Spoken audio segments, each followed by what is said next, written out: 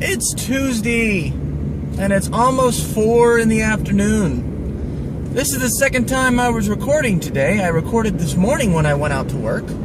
I got woken up after 4 hours of sleep by my boss and my boss's boss, both asking me to go and take care of a ticket that really didn't need to be taken care of, but because it's the last day of the tax season, every little tiny thing is being treated as priority one. If anything happens that potentially stops a office from functioning, I'm being told to go out and take care of it immediately. So I got done about 12:30. Started off about 9:30. Got done about 12:30, and then I was at home relaxing when I got another ticket in Oakland. So now I'm going, instead of going from Redwood City to San Jose, I'm now going from Redwood City to Oakland.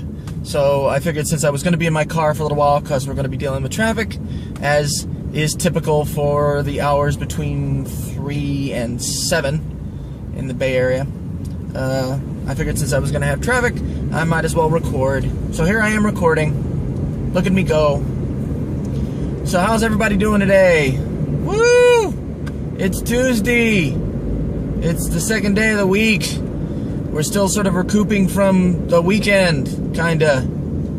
Monday is the day we spend regretting the fact that the weekend ended, and then Tuesday is the acknowledgement of the rest of the damn week.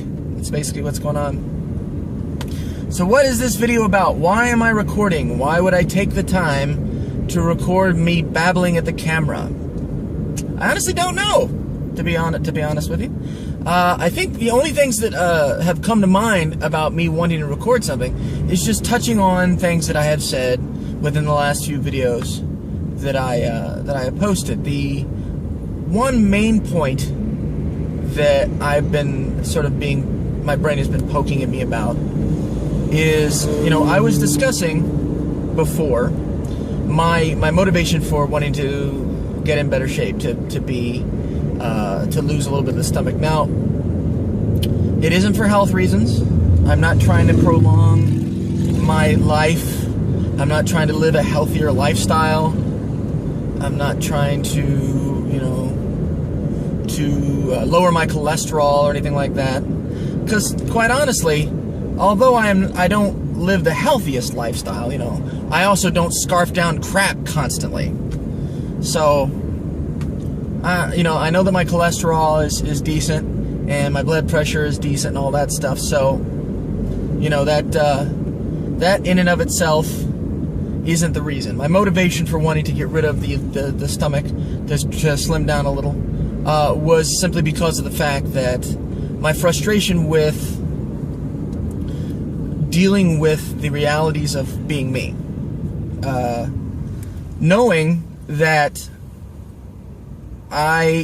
because of my personality and my perspective and the way that I approach life and my intolerance for stupidity and a lot of social norms, makes it harder for me to be a viable mate in terms of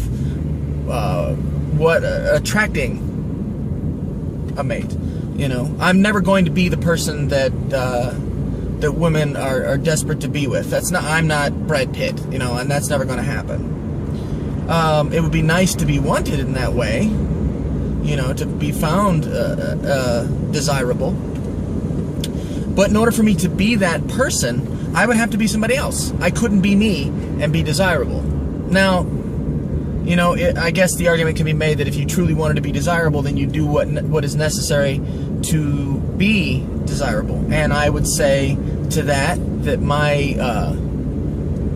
my personal want to be desirable is not as strong as my personal want to be me. I want to be who I am, but I'm getting off, or the idea that I'm trying to put forward isn't being communicated well currently. The reason, crap, I'm just looking at my GPS.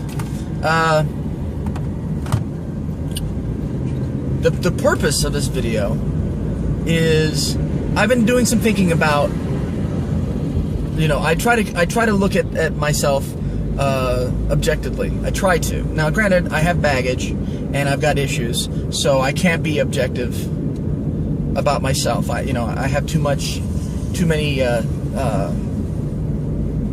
What's the term to use here? I don't want to say low self-esteem because that's not correct, but I do have some issues with self-loathing, and so it's hard for me to be, objective about myself because I'm looking through a filter. However, there are certain things about me that I can look at and say confidently that these are things that are detractions from me as a desirable mate. And it's not about how I look, and it's not even about my personality. The things that I find value in life are not the typical societal markers. I don't have a career plan or a career path.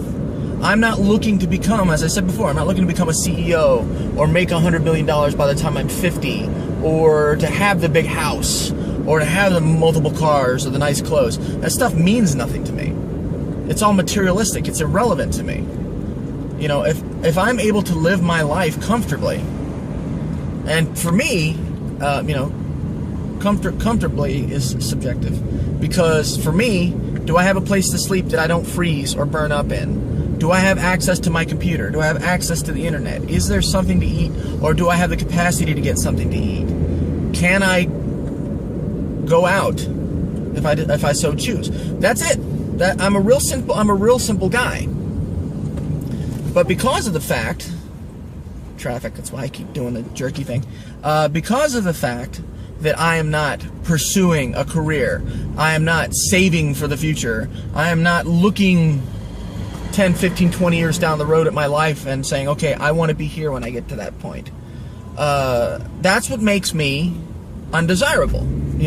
As a person looking for a partner, I would think that a majority of people are going to want somebody that they're going to be able to invest themselves in and pursue, a future goal. Now, don't get me wrong. If I were to meet somebody, and there was the potential for a long-term investment, then of course I'd be willing to make changes to work towards that goal. I'm not selfish. I'm not saying, oh, well, I don't care, because if I get in a relationship, I'm going to stay the same way I'm. But the problem is that you have to have those certain traits to attract somebody before you're in the relationship. And I don't have that stuff. So, in a nutshell, I'm my own worst enemy. And just by being who I am, I've set up the groundwork to never accomplish the opportunity of a long-term relationship like that. If I think about all of the people that I've dated since I've been in California, and this is true, every one of them is either married, engaged, or in a long-term relationship. Now, I can say specifically that there is one that is not married, she's not engaged, she's not in a long-term relationship, but she chooses not to be. That's the thing. She doesn't want that stuff. So I count her among, she's accomplished what she wants to have accomplished in terms of her romantic life. So, if she decides she wants to date, she's going to go out and date. If she decides she doesn't, she doesn't. But she's made that choice, and that's where she's at. So all of the people that I've been in a relationship with have moved forward and progressed their life with somebody, and that person isn't me, So that was pretty much what I wanted to just say, is that, just to show that I have enough cognizance. I'm self-aware enough to know that I'm not going to sit here and say, oh, why me, boo-hoo? Why am I not in a relationship? I know exactly why I haven't, because of who I am, because of my personality, because of my lack of motivation or my lack of desire and drive, excuse me, to go out there and intermingle and make changes to myself so that I am more acceptable. Because I have decided to be me and live the life that I live, it's one of the repercussions of that choice. You know? And it's funny, because you would think acknowledging the fact that I understand that being who I am and living the way that I live and thinking the way that I do, that with that understanding that I would give myself, you know, a couple breaks and be like, okay, well, look, you're not going to get into a relationship with somebody, so what does it matter if you're weigh 250 pounds?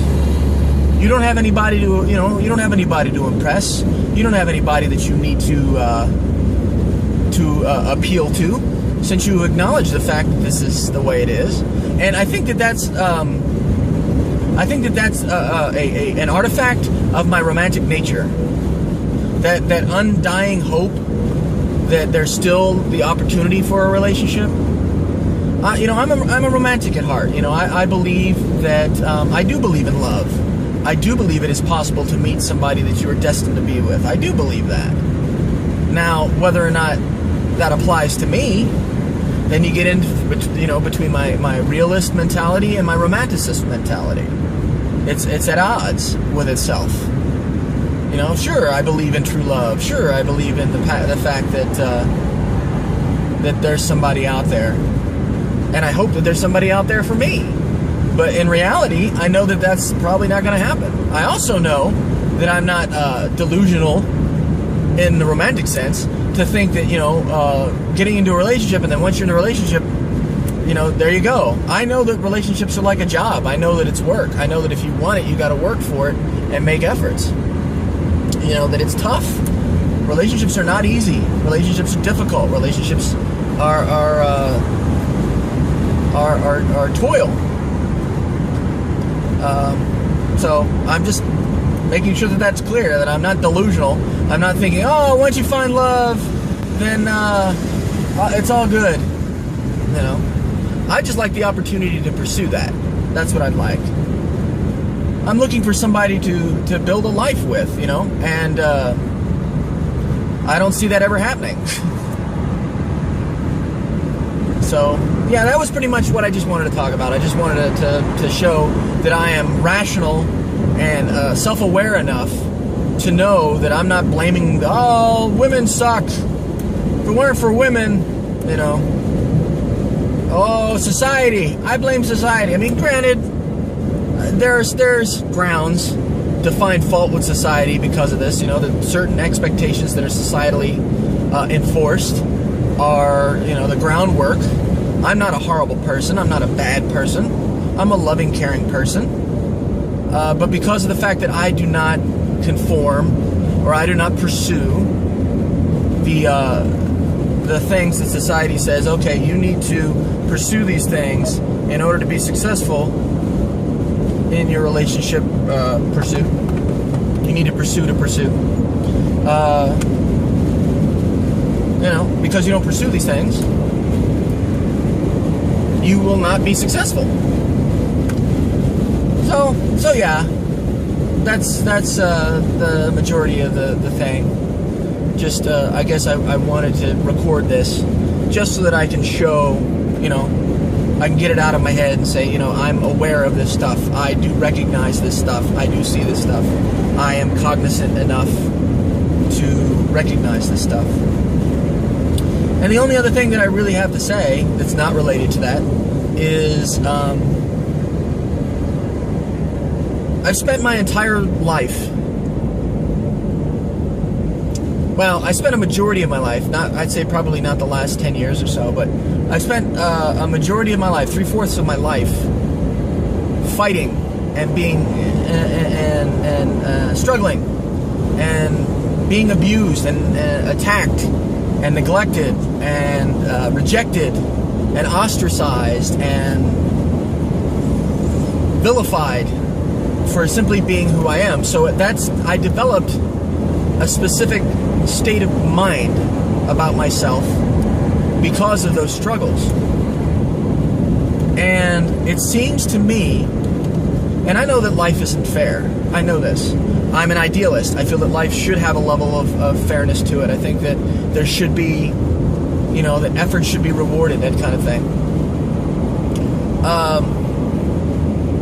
But as I look at who I am now, as I look at myself today, you know, there's not anything particularly unique about me. I'm not the most well-read person in the world. You know, I'm not the most educated. I'm not the most thought-provoking. I'm not, you know, there aren't things about me that stand out anymore. You know, I got so used to being,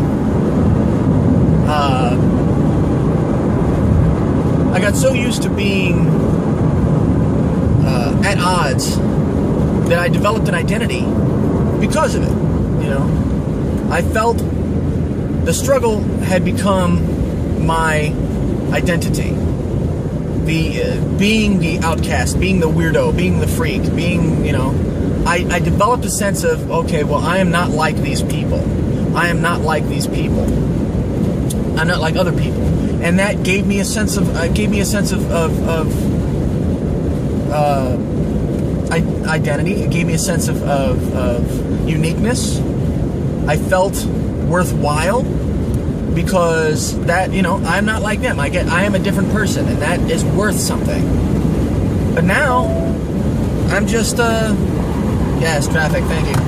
Now, I'm just the average guy, you know. I'm not pursuing a career. I'm not making breakthroughs or making changes. I'm not creating. I'm not artistic. I'm not, you know, I'm not giving the world something. I'm not making a mark in the world. I'm just a guy who sits in front of his computer when he's home and doesn't go out and doesn't interact. I'm just a recluse, you know? Recluse. And, I've been slowly dying spiritually, internally, for a long time because my identity became more and more and more diluted, and I just became a part of the norm. Now I know that doesn't sound like a bad thing, and it's sort of I don't know. It's sort of disparaging to say, oh well, you know, normal people. I mean, what's wrong with normal people? Well, I lived my entire life being accosted and abused by normal people. I don't want to become a member of the group that made my life hell. You know, I don't want to be one of those people. It's tough. It's tough. You know.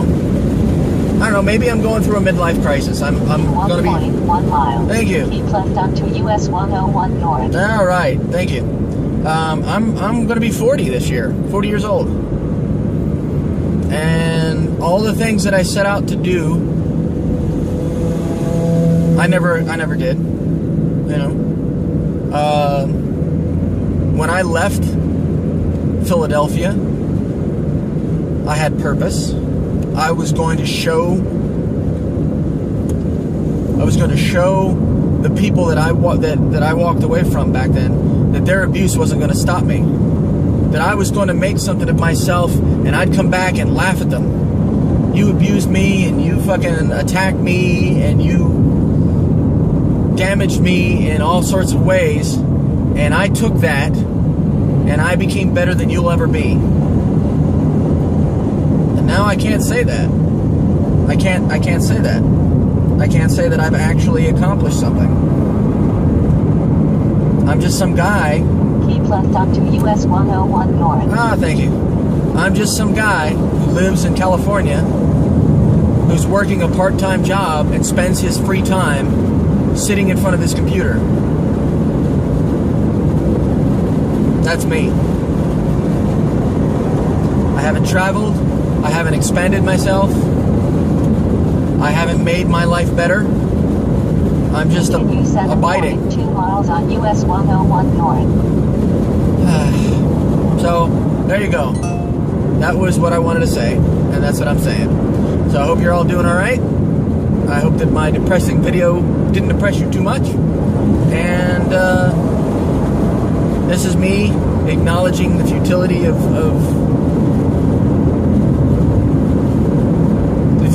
life.